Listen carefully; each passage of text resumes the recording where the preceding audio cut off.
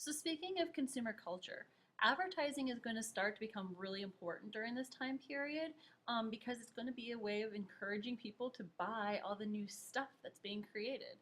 Like I said, there's a lot of emphasis on having the new and the best stuff available because that was the only way to show your wealth and your status over your neighbors who had otherwise cookie cutter type of houses. So you're going to have a lot of advertising, and this time you're going to use a new medium called television. This is really the era where television kicks off. There is still going to be radio, don't forget that. But television is going to become much more affordable, and so many families are going to have at least one television in their households, and they're all going to gather around, and they're all going to watch it every night. Businesses are going to sponsor television programs, and they're going to do their advertisements within the programs themselves. So you'd be watching a game show, for example, and then when they would advertise the stuff that was going to be sold or won, that was done as part of the game show. They're going to have sporting events, comedies, dramas, all sorts of shows are going to be on TV, just like today. But of all the shows that were on TV during this time period, certainly the most popular TV show was I Love Lucy, starring Lucille Ball and her real-life husband, Desi Arnaz. Lucille Ball, who you see pictured here, it was a slapstick comedy, and it was really influential because not only was she the star, but she was also one of the producers and writers. And so this is where you see women are really coming to the forefront in terms of having a little bit of more social power and social class than in years past. In terms of teen culture, it was also on the rise. So you're going to have a lot of things that are targeted specifically towards teens. You're going to have the book The Catcher in the Rye, that's all about teen rebellion. Mad Magazine.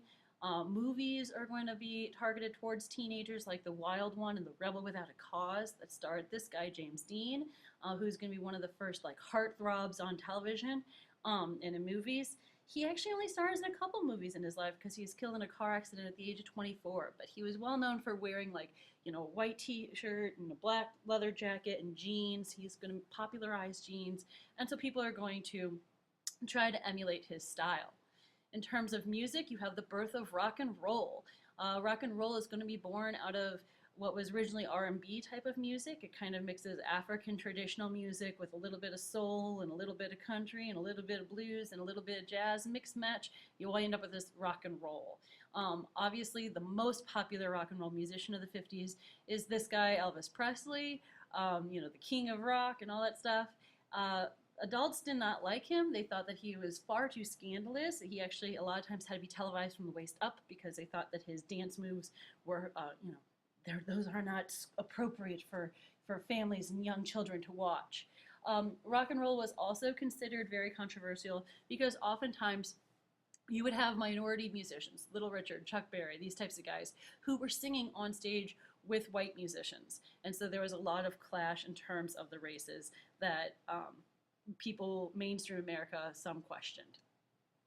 Media emphasizes white middle-class values. And so those shows that differed from white middle-class values were often considered controversial, most famous of which would be the comedy Amos and Andy that had originated as a radio program, and it was a stereotype of a couple of black people. And it was actually so stereotypical that by the time it hit television, the NAACP, the National Association for the Advancement of Colored People, is actually going to get Amos and Andy banned off of the television because they thought that it was too stereotyped and too racist. And here's some images.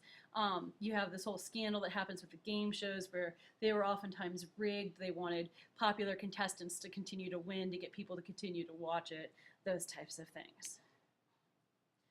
So here's a little story for you. There is this girl, little girl, grade school girl, whose name was Linda Brown. And she lived next door to an elementary school. But she was unable to attend it because it was a white-only school, and she was black. And so she had to go to a black school. And so in order to go to this black school, instead of going to school right next door, she had to walk miles through, really dangerous neighborhoods, over really dangerous tracks to get to the school. If you were Linda and or her parents, what would you do? Just stop and think about that. What her parents wind up doing is they wind up suing. First, they sue the school board of Topeka, Kansas, where this happened, and then they start continuing to appeal their way all the way up to the Supreme Court. And their argument was that the separate but equal institution of the Jim Crow laws that had been in effect for, at this point, around 80 years was unconstitutional. That was their whole argument. They're like, look, this isn't fair. This is, yeah, they're separate, but it's not fair to make this little girl walk all the way across town to a black school that was actually falling apart and all these types of things. So they sue, questioning the legality of separate but equal, and on May 17, 1954, Chief Justice Earl Warren wrote the court's decision that said, you know what, we agree. Racial segregation of schools should not be allowed. And so this is going to officially desegregate the schools, but it takes a long time for schools to embrace it. This is a huge landmark Supreme Court decision. It's the 1954 Brown v. Board of Education versus Topeka, Kansas, sorry. This Supreme Court case is the one that officially says separate but equal is no longer going to be allowed. Specifically targeting schools, but eventually it's going to be extended into all types of institutions. The NAACP is going to be instrumental in trying to make sure that this law is carried out and that separate facilities are united. This picture, however, shows that that was not often greeted with great success. Oftentimes you have people who are very hesitant. This is from Little Rock. In Little Rock, Kansas, it was one of the first southern states to try to desegregate. 9 black students wanted to go to the all-white Central High School. This was in September of 1957. The governor at the time, a guy by the name of Orville Fabius, was scared that it would hurt his re-election campaign if he allowed the black students to attend the white school. However, if he didn't, he was breaking the national law. So he was caught in this really weird, crosshairs. And so ultimately what he winds up doing is ordering the National Guard to come to the school to protect the school from attacks by armed protesters. And this just makes things worse, and it causes a huge panic.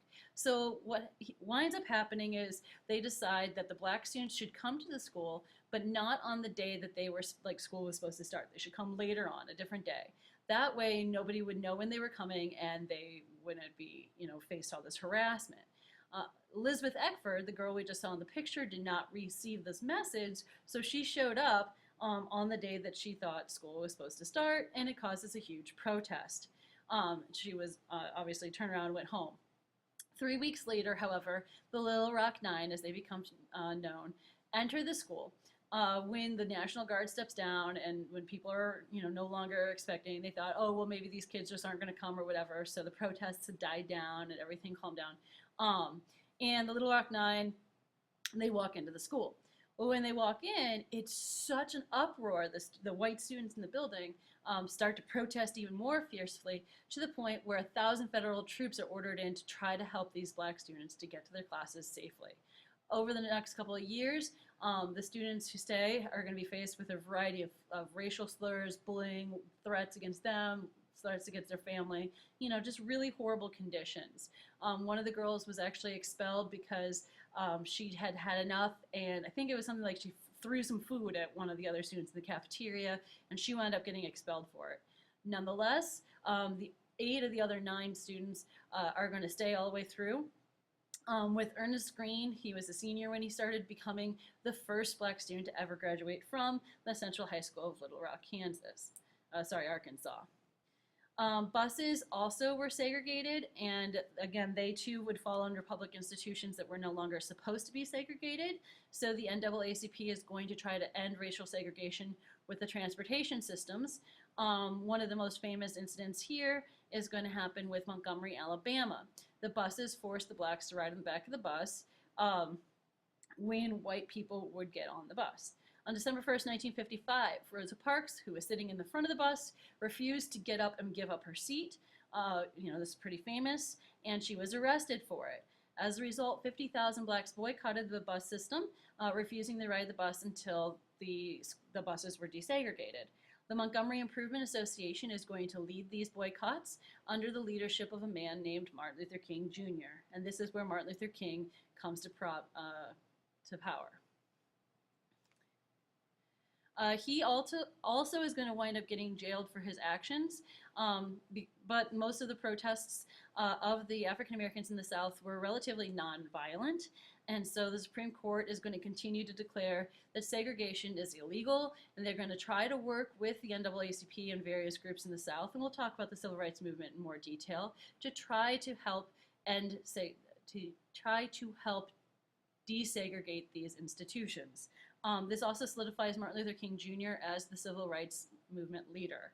The Civil Rights Act of 1957 will also be passed, and this is going to make it a federal crime to prevent qualified persons from voting just because of their race. And it's going to create the Federal Civil Rights Commission to investigate violations of the law. This was all done in an effort to increase black voting rights. Other groups are also going to work to try to receive equality, including Hispanics, who are going to create the League of United Latin American Citizens. They're going to work in tangent with the NAACP to try to get Latin Americans more right. In terms of Asians, Congress is going to repeal the Chinese Exclusion Act, and what this does is it allows for more immigrants from China and other Asian countries to come over to the US. They too were often reminded that they didn't fit the profile of like a traditional white American, but they are going to meet some successes as well. And Native Americans are also going to try to push for reform. The Relocation Act of 1956 had been passed to try to drive the Native Americans into the cities and make them act more mainstream culture, assimilate them.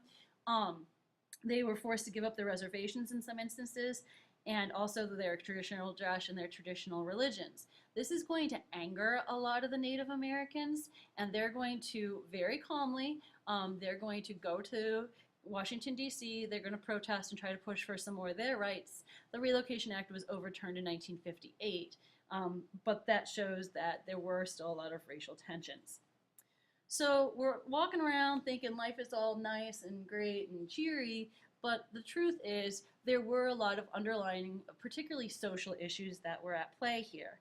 And the arts emphasized this and played this up. And one of the main groups to talk openly about these racial issues was the Beats. The Beats were a small group of writers and poets. Eventually they'll inspire the hippie movement. And all they did was challenge conformity. They're like, you know, should we really be conforming to these traditional American values? Should we be embracing this idea of what life is like? Because the reality is there were issues.